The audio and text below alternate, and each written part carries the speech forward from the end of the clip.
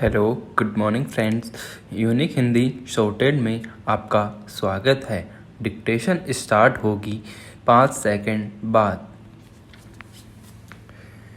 माननीय अध्यक्ष महोदय, आज बहुत ही अहम दिन है। आज पूरे भारत में महिला सशक्तिकरण की बात की जा रही है।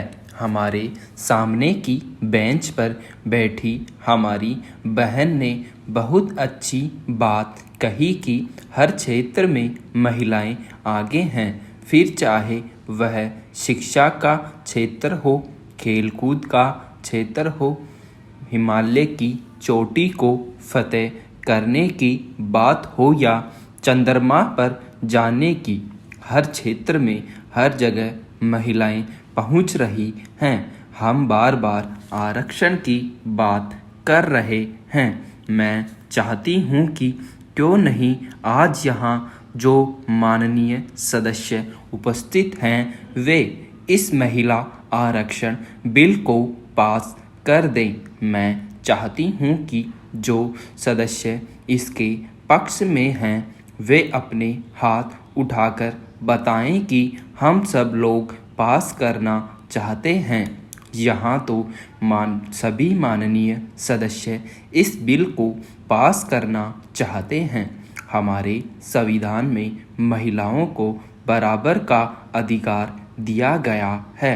जब संविधान हमें बराबर का अधिकार देता है और हम हर क्षेत्र में आगे हैं तो फिर हम यहाँ क्यों इस तरह की बात करते हैं कि विधानसभाओं तथा संसद के दोनों सदनों में महिलाओं को 33% आरक्षण दिया जाए। मैं आपके माध्यम से सभी से निवेदन करना चाहती हूँ कि महिला आरक्षण दिवस के अवसर पर महिला आरक्षण बिल को पास करके महिलाओं को आरक्षण दिया जाए। दूसरी बात मैं झारखंड की महिलाओं के संबंध में कहना चाहती हूँ।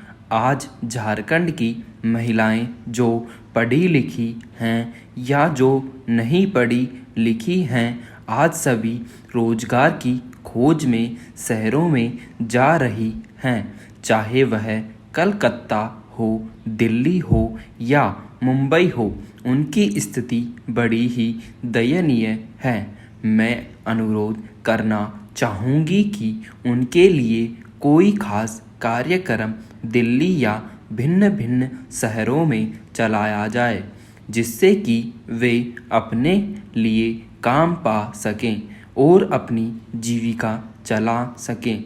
मैं महिला आरक्षण बिल के बारे में कुछ कहना चाहूँगी।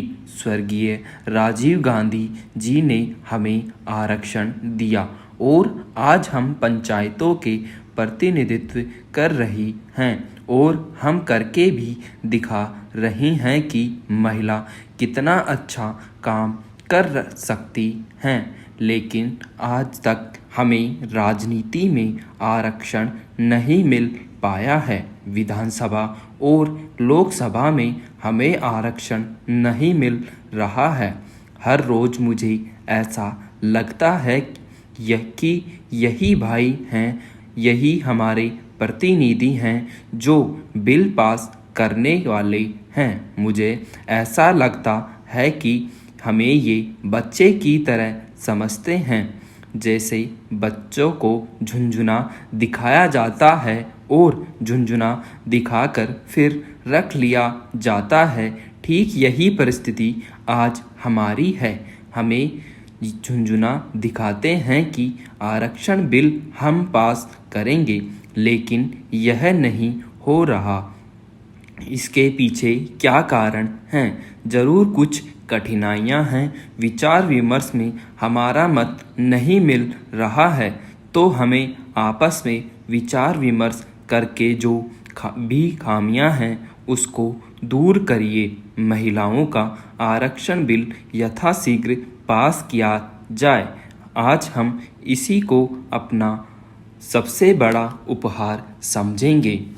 महोदय, ईएसआई अस्पतालों की स्थिति बहुत दयनीय है। वहाँ श्रमिकों के कल्याण के लिए उनकी चिकित्सा के लिए जो आधुनिक चिकित्सा यंत्र और उपकरण उपलब्ध होने चाहिए वे नहीं है।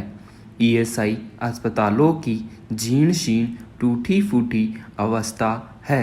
उनकी एक्सरे मशीनें काम नहीं कर रही है और हार्ट के इलाज के लिए उन्हें दूसरी जगह रेफर कर दिया जाता है। ईएसआई अस्पतालों में डॉक्टरों और नर्सों का अभाव है। इसके साथ ही वहाँ दवाइयाँ भी उपलब्ध नहीं हो पाती है। मैं आपके माध्यम से सरकार से जानना चाहता हूँ कि देश के अंदर कर्मचारी कल्याण के लिए जो ईएसआई हॉस्पिटल्स चलते हैं उनकी स्थिति में सुधार करने के लिए इस सरकार द्वारा क्या कदम उठाए जा रहे हैं। हमारे क्षेत्र में ऐसे लोग भी हैं जिन्होंने इस तरह 31-32 महीने काम तक किया है लेकिन उनको तनख्वाह नहीं मिली है। उनको 2-2 महीने की तनख्वाह मिली है और तनख्वाह भी मात्र 400 रुपये महीना।